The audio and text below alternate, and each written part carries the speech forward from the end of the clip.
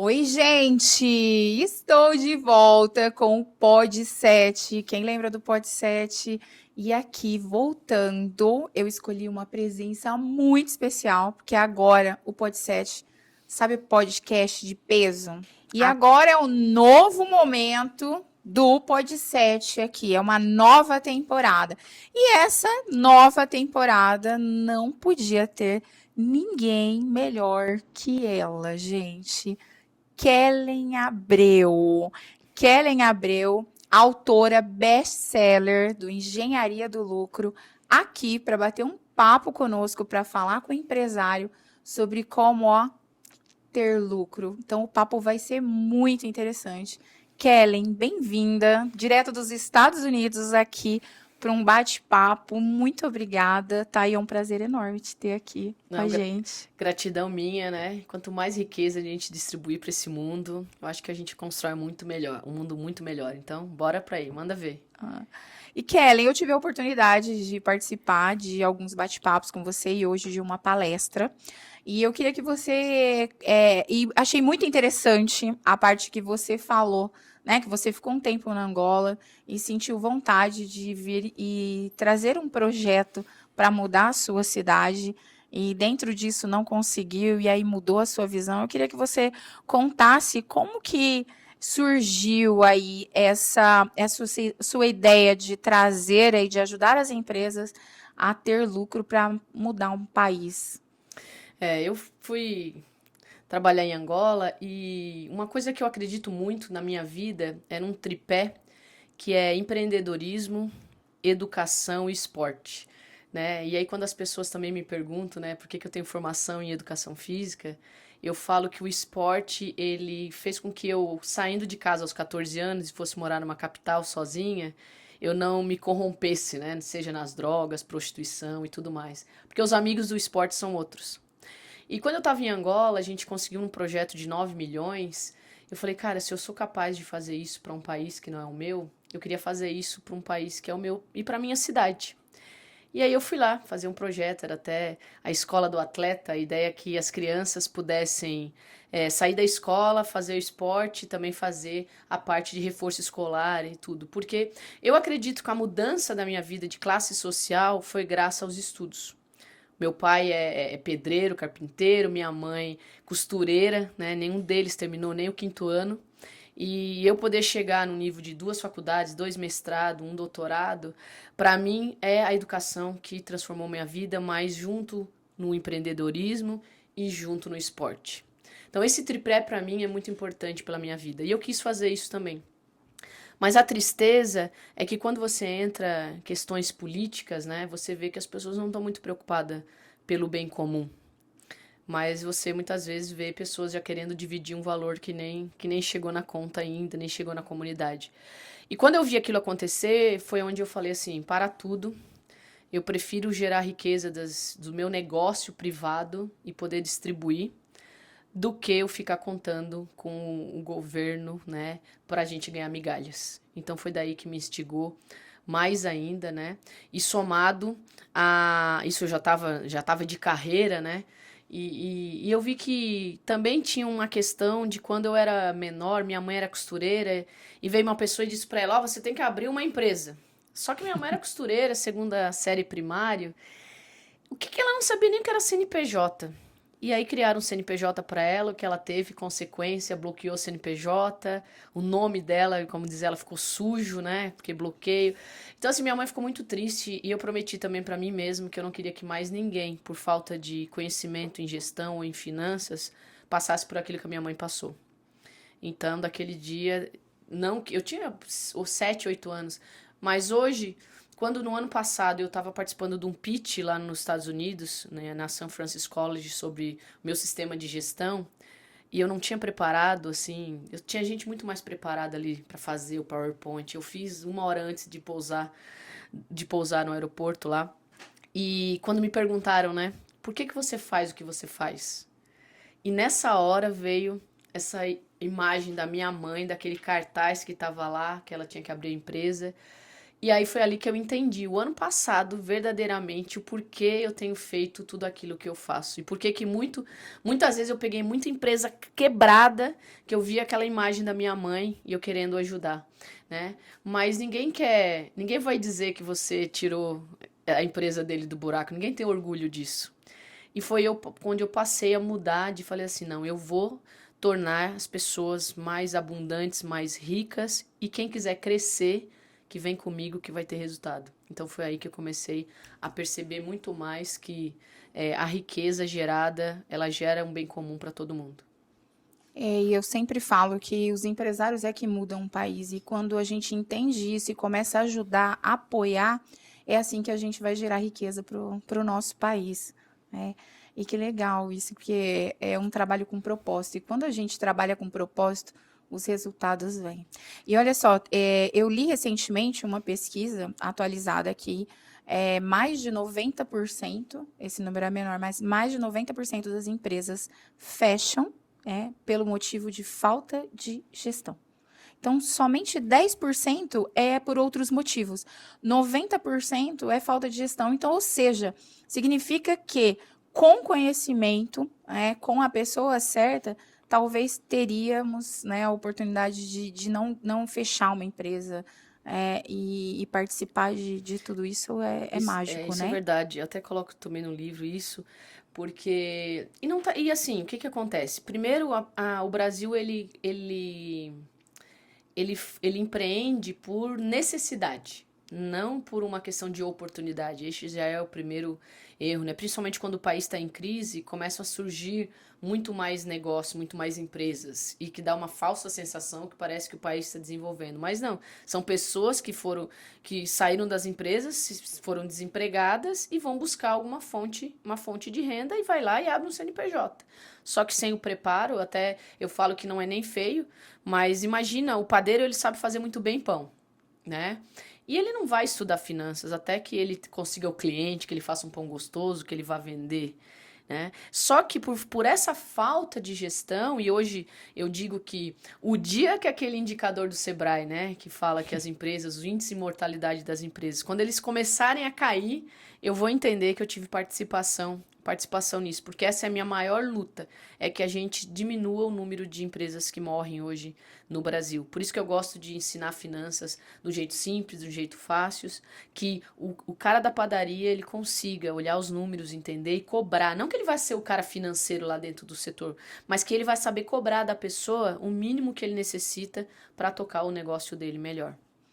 E você acha que dentro do seu negócio, qual que é a maior dificuldade do empresário hoje em buscar uma ajuda, uma consultoria financeira? Hoje, o que, vamos dizer assim, o que impede ele de buscar essa ajuda? Eu acho que o empresário só vai buscar ajuda em finanças quando a empresa está quebrando.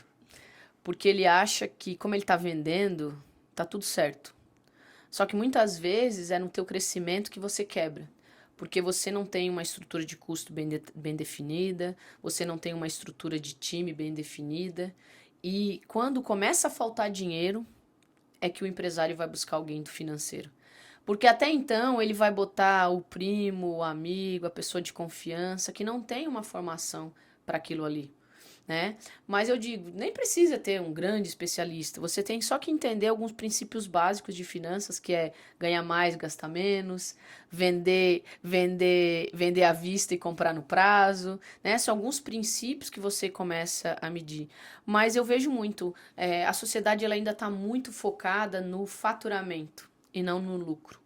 Então, o empresário ele começa faturando 10, 20, 30, 100, mas ele não está olhando ainda o lucro. Aí, quando começa a faltar dinheiro, porque o lucro já avisou bem antes que estava ruim, mas o caixa ainda não refletiu. E aí, quando começa a faltar dinheiro, ele, antes de ainda olhar os números, ele vai pedir um empréstimo. E aí, a hora que ele não consegue mais pagar os empréstimos, que ele se vê numa sinuca, é que ele às vezes vai buscar alguém de finanças, né? Então eu vejo assim, você precisa logo de cara, mas entenda um pouco mais, venda, claro, você precisa vender para poder ter dinheiro para o financeiro cuidar, né? Não tem como contratar um financeiro sem ter um vendedor. Mas o que eu entendo que são duas áreas que devem andar em conjunto, mas com um olhar focado em lucro, não em faturamento. E hoje, você mora fora, né? Tá morando aí nos Estados Unidos, já tem quase 3 anos. E como que você vê a cultura, do empresário aqui? Qual que é a diferença daqui ou lá? Vamos dizer nem cultura, da mentalidade do empresário. Eu vejo uma coisa, foi muito louca, né? E como eu falei, o ano passado eu fui participar de um concurso de pitch na universidade, lá nos Estados Unidos. A minha filha, o ano passado, no 6º ano, ela já tinha aula de pitch lá nos Estados Unidos. Eu fui aprender sobre pitch há pouco tempo. Então, o que eu vejo já é essa diferença. A minha filha, o ano passado, em dezembro, quando eu falei pra ela que ela veio dizendo que ela queria uma calça não sei o quê, queria maquiagem não sei das quantas, eu falei pra ela assim, que ela queria pedir Papai Noel, né? Eu falei assim, me diga os motivos pelo qual você merece tudo isso pro Papai Noel. E eu cheguei de Orlando em casa, já era quase meia-noite, a minha filha estava com o PowerPoint pronto, vestida de Papai Noel, com um cinto de Papai Noel. E quando eu cheguei cansada, ela ainda falou: senta aí, que agora eu vou te mostrar os motivos. Cara, eu fiquei assim, ó, porque ela fez um PowerPoint com capa. Ela começou assim: motivos pelo qual você tem que comprar esse kit de batons. Primeira coisa que ela falou: esse kit de batons na Amazon, ela botou lá, é $80. Mas, o batom, que ela disse lá, o valor dos 2 batons. Ela assim, mas se você comprar esse kit dá pra eu fazer 12 batons. Só que esse valor desse kit custa $9. Olha quanto você vai, ela falou salvar, né? Quando você vai economizar se você, ao invés de comprar o batom, você comprar esse kit. Meu, primeiro, na hora que ela já mostrou o PowerPoint, eu já fiquei assim, gente, já ganhou. Quando ela veio botar o argumento, eu falei, não, pronto. E o pior é que ela fez um CTA, e ela assim, e o link tá aqui. Se você quiser facilitar para comprar, o link tá aqui. E aí eu falei assim, cara, eu não tive isso na sexta série da minha escola, né? A escola tava lá, mas me fazendo eu decorar os estados, capitais, Fazer ditado. né, ditado, do que ensinar. Então eu acho que os Estados Unidos empreender já é coisa principal na escola. Minha filha tem aula de business na escola. Né? As crianças agora, depois do Thanksgiving, elas vendem limonada na rua. Ninguém acha feio fazer isso. É um teste de receber um monte de não de quem vai. E ninguém dá dinheirinho só para ajudar. Não, a criança vai vender, se não vender, vai chegar em casa sem dinheiro. Vai ouvir o não. Vai ouvir muitos nãos. A minha filha, ela vem pra cá, da última vez que ela veio em julho, ela agita o condomínio inteiro. Então ela foi lá, ela fez um monte de pulseirinha. E ela, em um dia, com uma amiga dela, ela fez R$ 300. E ela vendeu, ela bateu em todas as 8 torres do meu condomínio. Eu achei que ela tinha ido em uma, duas, não, ela foi em todas elas com a amiga. No meio da noite eu liguei, cadê você? Ela tava no chão, montando mais, porque ela disse que tinha acabado e elas estavam fazendo mais. E nessa, um cara me mandou um print dizendo assim, a sua filha é fogo, hein? Ela tirou 30 ou 15 reais de mim. Ela foi tão insistente que eu tive que comprar, mas eu não sabia que era tua filha. Eu só fiquei sabendo que ela me deu o Pix. Que é aí que eu fiz o depósito do Pix. Então eu acho que essa mudança, né, que os Estados Unidos tipo empodera desde criança a empreender. E outra coisa, falhar nos Estados Unidos não é vergonha. Aqui no Brasil as pessoas escondem os fracassos. Nos Estados Unidos, fracasso, o investidor ele entende que você já errou com o dinheiro dos outros, então provavelmente a chance de errar com o dinheiro dele vai ser menor. Então ele quer muito mais saber quando você errou e o que você fez para poder sair daquela, do que você se mostrar uma pessoa perfeita. Porque pessoa perfeita não existe, né? O Thomas Edison tentou 1000 vezes tentar fazer uma lâmpada até que funcionou. Né? Então, quando eles veem que você vai tentando, vai errando e continua, você é a pessoa certa, né? Porque senão, não tem história bonita quando você... eu fui lá, tentei, deu certo, né? Nem tem graça, né? Então, acho que esse é um grande diferencial nos Estados Unidos, que eu vejo, primeiro, ensinar as crianças desde o início a questão de empreender por necessidade, então, por oportunidade. Então, nos Estados Unidos você vai empreender, o que está precisando na região? Não é agora eu tenho que vender bolo porque eu só sei fazer bolo, mas o que o mercado está precisando que você consegue entregar com qualidade, né? E ouvir muitos nãos, porque na nossa vida a gente ouve mais não do que sim, né? Com certeza. É a mente coletiva, né? É o ambiente. E Kellen, nessa sua trajetória de ajudar empresas, né, a se levantarem, porque a gente já sabe que a hora que te chama é a hora que o negócio tá ruim mesmo, tá no desespero, tá batendo desespero, preciso de ajuda, né? Eu acredito que a maior parte das empresas erram na mesma coisa, né? Ou na maioria das vezes. Qual é o erro mais comum entre as empresas que estão quebrando? É o dono. E eu digo que eu parei de fazer reestruturação de empresas porque o que que acontece? A culpa da empresa estar bem ou estar ruim é só do dono. Porque ele que contratou a pessoa, porque ele que definiu como que ia vender, ele que contou a história da empresa. Agora, ele também é culpa dele, a sorte dele, quando ele contrata pessoas que ele reconhece que ele não tem aquela habilidade e ele contrata pessoas certas para realmente reerguer a empresa. Só que por que que eu parei, por que que eu mudei de. E é o próprio mindset dele, né? Por que que eu parei de fazer reestruturação de empresas financeiro, ou seja, pegar aquelas que estavam lá ruim e tal, e passei para fazer crescimento de empresa, ou seja, mudou o mindset. Eu quero tirar o mindset daquele cara que tá quebrado, coitadinho, quer botar a culpa em todo mundo, para o mindset do cara que é sangue no olho, assim, eu quero crescer mais, eu quero botar mais dinheiro no bolso. É totalmente diferente isso. Mas eu continuo fazendo a mesma coisa, os mesmos princípios, a mesma pegada, olhando os mesmos itens. Só que a diferença é o seguinte: o cara que eu tirei lá da falência, ele não vai pra internet dizer que eu tô tão feliz que eu tava lá muito mal e a doutora Kelly veio. Eu nunca vou ter um depoimento desse. Agora, o cara que hoje eu boto mais dinheiro no bolso dele, que ele já tava bem, mas ele quer crescer mais, ele quer lucrar mais, esse cara, ele agradece todos os dias. Esse cara eu não preciso nem pedir depoimento, porque ele tem gratidão e ele sabe que aí sim, agora, a doutora Kelly na empresa dele e qualquer pessoa hoje é sinônimo de crescimento, é sinônimo de lucro e muito dinheiro no bolso.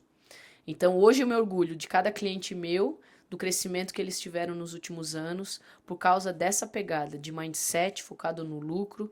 E esse daí não conta historinha. Esse cara bota a responsabilidade para si e faz acontecer. Mas qual é a grande diferença nos dois e o que eu faço sempre? Acabei de sair de uma reunião ali de onboard, né, para o novo cliente. É aquilo que eu falo até no meu livro. Primeiro ele não tem foco no lucro. Ele ainda está naquela história de faturar. Então, enquanto você está querendo só faturar, faturar e não olhar lucro, você está se perdendo. Ele não tem dados confiáveis. Ele tem um monte de gente no financeiro, mas se tu perguntar hoje para a pessoa qual é o fluxo de caixa dos próximos 10 dias e qual é o lucro no gerencial hoje, também ninguém sabe responder. Se a gente perguntar qual é o resultado que se tem por produto ou qual é o resultado que se tem por projeto, ninguém sabe responder. Então, quando eu não tenho esse dado confiável, não dá para ir para lugar nenhum. E com isso, aí sim a gente consegue ter clareza. Então, quando eu começo uma empresa, eu tenho que botar mindset de lucro no dono, nos funcionários e fazer engenharia do lucro em todo mundo. Porque a hora que eu ensino lá pro funcionário, cara, vamos fazer engenharia do lucro na sua casa? Aí a pessoa assim, como assim? Não, vamos ver quanto você ganha, vamos ver onde é que você gasta. Eu falei hoje de manhã, né? Vamos ver a gente fez uma pesquisa e viu que se a pessoa desinstalar o aplicativo da Shein Sim. e do iFood, ele economiza 20% do salário. E aí quando a gente Olha faz isso, gente. Imagina se ele desinstalar o do Tigrinho. do Tigrinho. Eu não peguei gente do Tigrinho.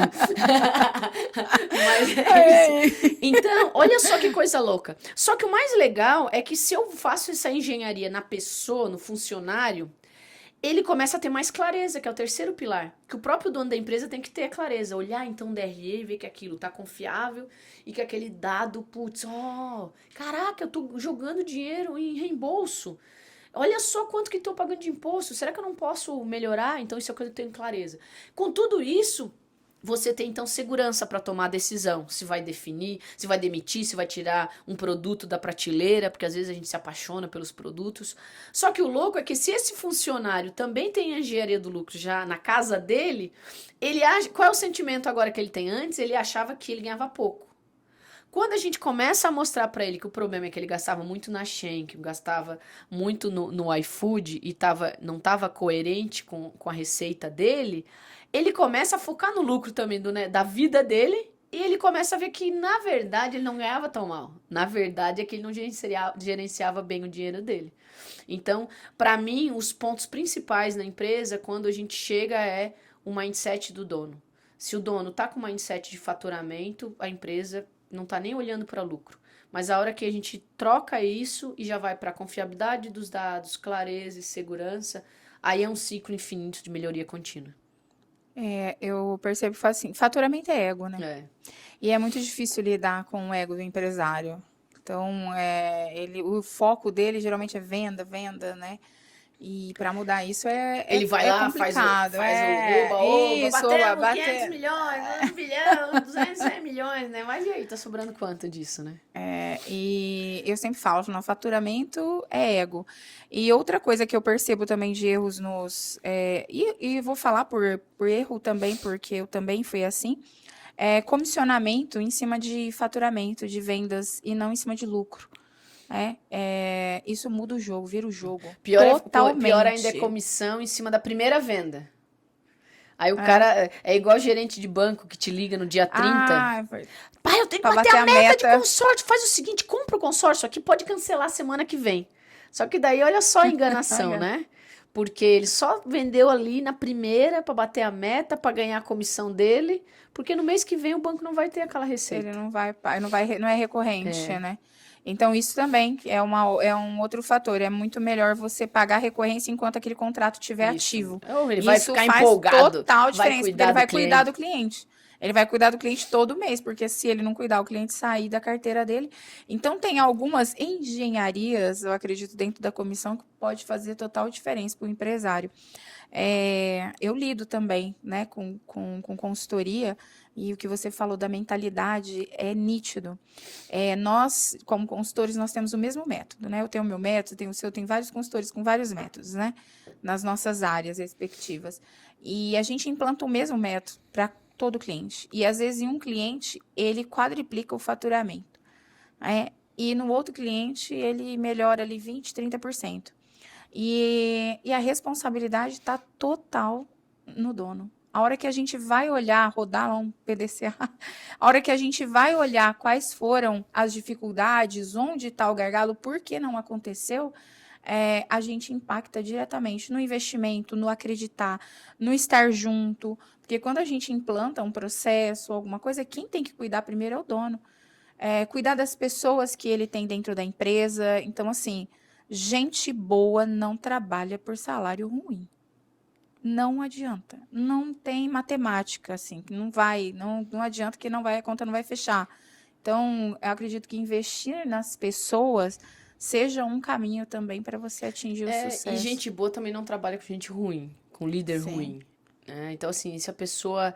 Imagina, às vezes, tá aquele funcionário focado em resultado, resultado, aí ele vê o coleguinha do lado sendo promovido, que é uma anta, porque o líder não conseguiu identificar a diferença. Cara, o cara bom vai sair. Ele E o vai se medíocre vai desmotivar. continuar, porque para ele tá muito cômodo ali. Então, também é uma dificuldade, né, medir meritocracia nas empresas. Mas é importante cada vez mais você ter indicadores de entregas e não de horas trabalhadas, né? A gente veio muito com essa pegada de home office, né? E aí as pessoas, eu digo assim, cara, se você tem uma medição por entrega e não por hora, o home office tá tudo certo. Agora você quer obrigar uma pessoa a ficar 8 horas na sua empresa, se ela poderia em casa trabalhar 4, porque ela está muito mais focada em produzir. Na empresa ele não está focado em produzir, ela está focada em ficar ali às 8 horas. Bateu o ponto. Então eu acho que, claro, tem as empresas que Sim, você tem tem o segmentos, espaço, o né? atendimento, obrigada, mas eu acho que tem áreas, e isso a gente conseguiu construir na nossa empresa, a gente tem aí 60 pessoas home office, né? E faz total sentido porque a gente foca na entrega, não na hora trabalhada. E para isso, precisa de muita tecnologia, né? Sim, Porque pessoas, processos, o tecnologia. acompanhamento disso tudo também não dá para você medir assim de uma forma tão tranquila, Não, não né? dá para jogar todo Não mundo tem no home como. office, e se vira aí. Não, você É, vai só criar um problema maior que já existia. sim. É, hoje, se você tivesse que. Me falou hoje sobre os 4 pilares da engenharia, né, do livro Engenharia do Lucro, inclusive best-seller, né? Diz que é o livro um dos livros mais lidos em aeroporto, mais comprados em aeroporto. Tá em todos os aeroportos do Não Brasil, né? tá tudo quanto é Tá canto aí. em tudo quanto é Engraçado canto. que hoje a gente teve uma pessoa que agora mesmo que a minha Ah, funcionária falou, que ela falou assim: "Ah, veio uma pessoa para fazer uma agenda com a gente, que ela comprou o livro no aeroporto e marcou a reunião". Muito olha só, legal. que Quer legal. dizer que ela chegou até o final, porque é É só no verdade. finalzinho que a gente fala um pouco da nossa empresa. Muito bom. E aí você no livro fala de 4 pilares. Quem quiser tem que comprar o livro, mas eu vou pedir para ela resumir pelo menos os 4 pilares aqui para a gente, né? Para você já começar engatinhando ali antes de ler o livro. Foi bem isso que eu falei, que é um dos problemas que a gente vê. Primeiro é o mindset do lucro, é você sair do pensamento de faturamento. O segundo pilar é confiabilidade dos dados, é você só acreditar em dado no analítico, na evidência, né? Por exemplo, a gente vai entrar na empresa, eu peço o FX do banco. Eu não vou pedir o relatório de contas pagas e recebidas do sistema, eu quero a fonte verdadeira que é o banco. Né? E depois a gente tem o pilar da clareza. A clareza é você olhar num DRE, num DFC, num dashboard, aquele dado que está confiável, mas agora ele está claro. Né? É o olhar que você tem 20% de lucro. Se eu sei que o dado está confiável e está me dando 20% do lucro, eu tenho um diagnóstico. E aí, 20% é bom ou é ruim? Aí eu tô com o quarto pilar, que é a segurança para eu tomar a decisão. Que aí eu sabendo que eu tô numa empresa que tem 20%, mas o mercado está a 30%, eu sei que eu tenho que melhorar 10%. Então eu já consigo ter uma referência para crescimento. Então são esses 4 pilares. Muito bom. Ô Kellen, agora me fala uma coisa aqui, para quem está começando a empreender. Estou começando a empreender, quero montar uma empresa, ou senão já comecei a minha empresa e estou no começo ali. Quais são os pontos principais que esse empreendedor, esse empresário tem que ver no seu negócio para começar um negócio? Acho que primeiro ele tem que saber por qual motivo ele está fazendo aquele negócio. E aí a gente vai dizer assim: ah, mas é óbvio que é para ganhar dinheiro. Claro que é para ganhar dinheiro. Não tem que ser para outro motivo. Ah, mas tem um propósito, doutora Kelly. Claro que tem um propósito. Mas o propósito normalmente vem depois que você tá feliz e ganhando mais dinheiro. Talvez você vai entender os caminhos que te levaram àquilo. Igual assim, eu fui ajudar empresário, eu tava fazendo aquilo, mas eu não sabia ainda O o propósito. propósito. Depois um dia, caraca, por isso que eu tô fazendo. É quase que, né? Então, mas só que você tem que fazer, quando eu falo motivo, é algo que você goste muito. E se não for para você ser empresário e ganhar muito dinheiro, não faz sentido ser empresário. Porque o ônus do empresário ele é muito maior do que o bônus. Dia 5 você tem que pagar todo mundo. E se não sobrar, você não vai receber. Né? Então, assim, você tem que ter um motivo muito bom para você acordar todos os dias e mesmo sabendo que você é o que vai trabalhar mais e que é o que talvez não vai receber, você tem que continuar. Eu tenho um programador meu, quando eu comecei meu sistema, o Yuli, eu trabalhava o dia inteiro e à noite eu fazia reunião com ele. E ele dizia assim: caraca, eu não entendo vocês, porque você tá aí há meses. Você só me paga, você não recebe um centavo, e você tá aqui 8 da noite empolgada, me falando das novas funções que vai ter no sistema e tal. Ele assim, eu não aguentaria 2 meses. Então, eu acho que você tem que ter um motivo muito forte naquilo que você faz. Em qualquer coisa. É o motivo que vai te levar mais à frente. Agora, um motivo sem consequência, sem organização, não adianta. Então, acho que você tem que ter, nem que seja num caderninho, né? Para quem que você vende? Que a gente chama isso de ICP, né? Do cliente ideal. Porque quando eu entendo para quem eu vendo, eu consigo personalizar o meu produto, eu consigo ter uma margem melhor naquele meu produto, eu consigo contar uma história para o meu cliente que ele encante e que o preço vai ser só mera consequência, porque eu vou agregar muito mais valor para ele antes do preço que ele vai receber. E eu vejo que tem mercado para todo mundo, né? A gente tem aquele exemplo da própria Bic e da Montblanc.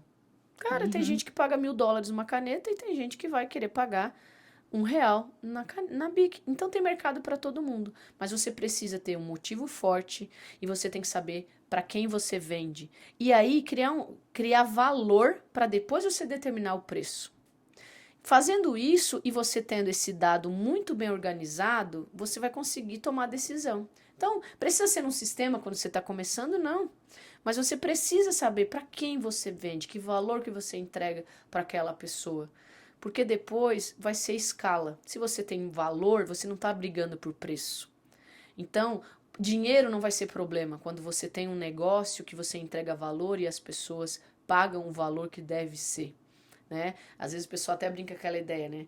15 anos da sua filha, vazou encanamento. Você tem que chamar de madrugada o encanador.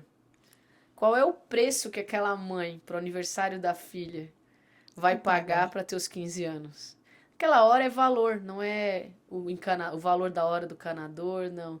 Mas é o quanto daquele momento aquele valor sai para aquela pessoa. Então, assim, que problema você resolve? Tem gente que diz assim, é tanto problema. Eu digo, oba, é um monte de problema. Que bom, feliz da vida. Enquanto tiver problema na vida, eu tô aqui para resolver. E enquanto isso, eu vou ganhar dinheiro. Muito bom. A gente fala aí sobre... Você falou sobre o ganhar dinheiro. Hoje eu ouvi também lá na sua palestra que o empresário, ele precisa ter em mente que a empresa tem que gerar lucro, tem que dar dinheiro. Se não estiver acontecendo, tem alguma coisa errada. E outra coisa que eu percebo que é um erro comum aqui, principalmente no Brasil, que nos outros países as pessoas são mais planejadas, elas trabalham com planejamento desde familiar, né? As pessoas lá planejam a quantidade de filhos, o como vai ter o filho, e depois vem aquela criança, ela já vai se planejando na adolescência para virar adulto. Eu tive no interior da Inglaterra, né, com alguns amigos, e aí eles falaram aqui é muito cultural do adolescente, ele já planeja a compra da primeira casa, ele já tem um plano ali. E eu percebo, e tem um dado, né, que fala que mais de 90% das empresas não planejam. Então, ou seja, elas começam o ano sem planejamento estratégico. Ela não investe em planejamento estratégico e ela nem faz um planejamento. E os empresários, eles confundem muito. Você fala, você tem planejamento? Não, eu tenho. O que é o planejamento dele? Ele coloca a meta. O planejamento do empresário é a meta de vendas, é faturamento. Não, eu quero faturar tanto esse ano. A hora que você pergunta para o empresário do planejamento, ele vai falar o faturamento do próximo ano. Não, esse ano eu faturei 100, o próximo ano eu quero faturar 120. E aí, esse é o planejamento. E aí o I parou ali, né? Então, e nem o lucro. Ele não planeja. Tem empresários, a maioria dos empresários que eu chego, eles não sabem o EBITDA. Tem empresários que não sabem o que é EBITDA. Tem empresário que não sabe olhar um DRE. Ele não sabe qual é a linha que começa, qual é a linha que termina, qual é a linha que ele tem que olhar. Quando eu pergunto sobre o DRE, ele fala, tem que pedir na contabilidade. Contabilidade e gerencial são totalmente diferentes, né? Eu digo que se todo mundo olhasse o DRE da contabilidade, ninguém tava pobre no Brasil. Porque pobre. O DRE da contabilidade sempre dá lucro, né? Sempre. É uma realidade totalmente diferente, né? E eu percebo quanto essa cultura, se nem a de planejamento e a de faturamento ainda é tão assim, imagina o desafio que é mudar uma cultura para a pessoa, para o empresário pensar em lucro, né?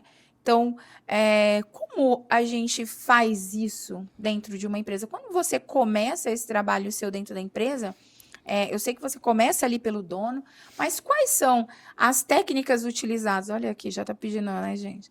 Quais são as técnicas utilizadas ali para que aquela empresa mude totalmente a cultura? Porque é uma cultura, Sim. Você vai quebrar um muro, né?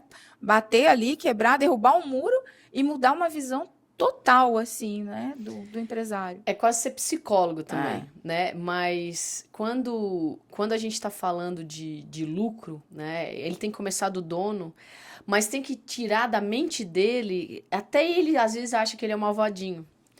E quando eu falo, uma coisa que eu já quebro de cara quando a gente vai falar de gestão financeira focada em resultado, eu chego pro dono e falo assim: você mostra pro teu time o resultado, o teu DRE, mostra o EBITDA, mostra pra ele quanto sobra no final. Ele fala, não, tá Não, louco se eu tá vou louco. mostrar isso. Eu vou dizer assim: sabe por que você tem que mostrar? Porque o cara só sabe que você faturou 200 milhões. E ele vai achar que você botou 200 milhões no bolso. E você tá aí que não querendo dar um aumento pra ele de R$ 500. Então, a primeira coisa a barreira que eu tento tirar do dono é a Tá. transparência que ele tem que dar pro time, mas entender que se ele não mostrar o quanto ele tá lucrando, as pessoas estão tirando da mente dela que o lucro dele é o 200. Porque o funcionário ele faz a seguinte conta: o cara vende por 200, o custo é que 50, É, tá sobrando 150 para ele. Essa é a conta. Só que a hora que eu mostro o DRE para todo mundo, e assim, ó, pessoal, é o seguinte, ó, vendeu 200, teve 20 de imposto, já só aí tem vai, 180, né? Teve mais 10 de devolução, teve mais 100 de custo, mais tanto de despesa operacional, quando sobra só 10, o cara que tá ali, o funcionário, ele olha assim: tá louco esse negócio de de empreender? empreender não é O pra mim, não. quê? Trabalhar isso tudo, vender 200 e só sobrar 10? Aí ele já começa a focar no lucro também. E ele começa a mais valorizar o empresário, ele começa a ver que deixar o ar ligado vai diminuir o resultado, que aquele dinheiro todo não entrava no bolso. E ele até começa a dizer assim: cara, esse negócio de empreender não é para mim, não. Vou ficar aqui, que aqui tá melhor, dia 5 tá garantido, né? Porque eu sempre falo, muitas vezes uma empresa que fatura 200 milhões, ela tem ali uma despesa operacional, né, muito próxima aí de uns 30, 40 milhões. Isso quer dizer o quê? Quer dizer que o dono da empresa, ele acorda todo dia Com devendo essa 40 dessa. milhões. Quem é que aguenta isso nas costas? O cara tem que ser muito louco. Então, ele tem que ver que ele acorda com essa dívida todo dia primeiro. Porque se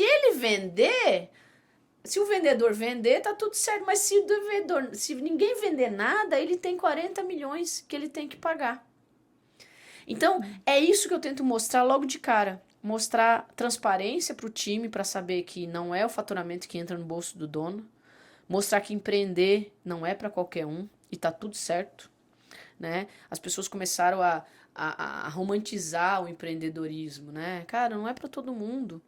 Né? E aí, a hora que você dá essa transparência, as pessoas começam a entender que não é bem isso, que nas costas do empresário tá uma carga que ele tem que começar todo dia primeiro, o time já começa a querer Já se começa no envolver negativo, mais, né? e o time começa a perceber: caraca, eu tenho que agradecer esse cara que abriu essa empresa e tá me dando um emprego e um salário, porque, orra, que coisa, não é fácil essa vida dele, não. E aí você começa a tirar aquela coisa que o dono da empresa é um malvadinho, que o cara... Eu acho que é isso que a gente precisa tirar do Brasil e do brasileiro, né? Tirar e A entender... imagem de malvado do empresário, né? O empresário, ele é um É, super-herói, né? porque se você for ver o seguinte, a gente tem, acho que uns 200 e poucos milhões de habitantes, aí você tem não sei quantos milhões de crianças, você tem não sei quantos milhões de idosos, você tem mais um monte de gente que recebe Bolsa Família. Quando você vai ver, disso tudo, talvez 30, 20 milhões são as pessoas que geram dinheiro no país, que são os empresários. Porque o governo não gera dinheiro, quem gera dinheiro são os empresários. Então imagina, é uma quantidade pequena de gente segurando uma pirâmide enorme Gigante. em cima. Então, por isso que eu chamo que empresários são verdadeiros heróis. E eu tô aqui para ajudar cada um deles, porque é forte, o peso é forte, mas a gente tem que ajudar aí com segura aqui, segura ali, que faz. Vamos botar musculatura para esse cara. E eu falo que, assim, é uma mudança de mentalidade de um povo, né? Porque quando as pessoas entenderem que nós temos que apoiar o empresário e estar ali com ele, porque é isso que vai fazer a diferença no nosso país, as coisas mudam, se transformam, né? Lá Mas na escola das minhas filhas, eles são muito fortes essa coisa a escola é pública, mas eles falam muito dos sponsors, né? Que são os negócios locais. Então, por US$ 1.000, tu deixa a tua placa lá exposta o ano inteiro na escola. E a escola reforça muito esse apoio ao negócio local, porque eles valorizam bastante o empreendedorismo, né? Eu acho que essa é uma grande diferença. Nos Estados Unidos, o empreendedor, ele é herói. No Brasil, ele é o malvado. Então, eu acho que a primeira coisa que a gente tem que mudar é essa mentalidade, entender que quem carrega esse país nas costas são os empresários. E que qualquer situação que acontecer é todo um povo que vai sofrer. Ixi, já está Então, acontecendo já está agora. acontecendo, né? Muitas empresas saindo do Brasil, né? Indo para o Paraguai, indo para os Estados Unidos, porque tem hora que o cara diz assim, cara, não faz E não é sentido. pouco, não. No meu círculo, assim, eu já conheço mais de 10 empresários que estão migrando as empresas, né, para fora, né? Inclusive tem empresário que está migrando que está aqui na sala. Eu não vou mostrar. Mas eu falo que, mas nós estamos aí, eu acho que para ajudar e o empresário também não pode desistir. Não, cara, ó, eu acho que Tem primeiro, que se você é empresário, você já tem um um lugar no quê a céu. mais. Então, o do céu tá lugar no garantido, céu tem já que tá estar garantido, garantido. gente, tem que estar, porque apanha Apanha. e ele continua. Eu acho que isso é garantia. Continue, né? Eu acho que é uma coisa que vale. E ver os seus valores, né? Eu acho que também tem cada momento, tem hora que o cara já diz, Deus, chega, tá tudo certo também, ninguém vai ser obrigado a trabalhar forçado. Mas para mim você tem que ter que acordar todo dia e sentir que aquilo que você faz realmente faz bem, faz sentido para você, porque eu também sou de uma de que a gente nasceu nesse mundo para ser feliz. É o único propósito do ser humano O desde que primeiro é ele ser nasce. feliz. E tem um livro também de Harvard que fala, né? O jeito Harvard de ser feliz. Ele fala que as pessoas, elas têm sucesso, elas não são felizes porque elas têm sucesso, mas elas têm sucesso porque elas são felizes. É sempre Quando isso. você é feliz, você atrai pessoas melhores, você faz mais negócio, porque ninguém vai se aproximar de uma pessoa, ai, vida, ó, céu, não dá. Então é isso. Então, assim, você tem que ser feliz em primeiro lugar. Então, assim, fazer o que se gosta faz sentido. Ai, eu tenho que fazer o que eu tenho que fazer. Claro, adulto, criança faz o que quer, adulto faz o que tem que ser feito, né? Mas busque um equilíbrio, busque fazer aquilo que você gosta e tal, e que as pessoas estão dispostas a pagar, né? É isso que é um negócio. Você tem que fazer algo que você goste, algo que você é muito bom, mas acima de tudo que as pessoas estejam dispostas a pagar. Eu até falo, não queira de graça aquilo que é a única coisa que eu estudei para te vender. Às vezes as pessoas dizem, mas é tão fácil, você faz tão fácil. Então é porque eu sou muito boa. Porque se pra você o que eu tô fazendo é tão fácil, mas pra você é difícil, então quer dizer que eu sou muito boa nisso, né? Agora, vou fazer trabalho voluntário? Vou lá pintar a igreja, lavar a igreja, a escola. Aquilo é trabalho voluntário. Agora, não me peça de graça a única coisa que eu estudei pra te vender. E agora, se você tiver que dar um conselho para os empresários, qual seria? Qual é o conselho que você deixa pro empresário brasileiro?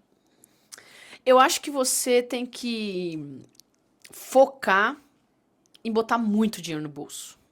Mas é muito mesmo, tá? Isso quer dizer que você vai olhar esses números não só quando eles não estão bons, mas você vai olhar ele uma vez na semana. Reserve um dia da sua semana para olhar seu financeiro. E eu digo que o problema muitas vezes não está só no financeiro, na verdade ele começa em compras. Financeiro é consequência. Se o teu financeiro não estiver te roubando, ele não tem muito poder ali. Mas compras, se comprar errado, se o cara contratar errado, então você tem que dar esse olhar, né? Então fique uma vez por semana, uma horinha, olhe os seus números. Você vai ver que você está desperdiçando muito dinheiro. E às vezes, eu sempre falo, né? Vender algo por R$100, você não vai botar R$100 no bolso. Mas se você economizar R$100, você vai botar R$100 no bolso. Então olha a diferença de você focar em olhar melhor os seus números e ver para onde que o dinheiro está indo. Olhe isso, tem esse olhar, que isso vai fazer diferença. Principalmente as linhas das despesas, né? Eu sempre falo isso. O faturamento você não vai garantir o seu lucro lá no final, mas toda a despesa ela vai sair do seu lucro. Então, assim, cuide, né, do seu dinheiro ali, porque com certeza vai fazer a diferença ali no final. E é isso. Nosso primeiro podcast dessa nova temporada com a Kelly.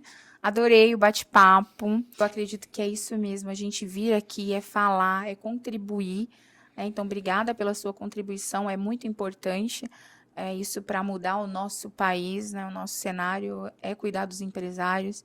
E agora eu queria que você falasse do seu livro. Mostra o seu já livro. falei, vamos só mostrar, E né? fala onde as pessoas podem encontrar o seu livro, o seu Instagram também. Bom, o meu Instagram é doutora Kellen Abreu. E vocês podem encontrar o livro tanto na Amazon como nas principais livrarias do Brasil, nos aeroportos. Tá quase tudo quanto é canto aí, então um trabalho grande feito também pela editora Gente, não posso deixar de agradecer aqui, tá? Mas o Engenharia do Lucro foi feito para ser uma linguagem simples, gostosa e que você consiga colocar realmente a engenharia do lucro na sua vida, no seu negócio. Faz total sentido aí para você a leitura. E, por favor, depois de ler, eu quero simplesmente ouvir, né, o que cada um tem, porque a nossa vida é um eterno PDCA. Eu acredito muito. Vai lá e no @ dela, leia o livro e depois vai lá e comenta.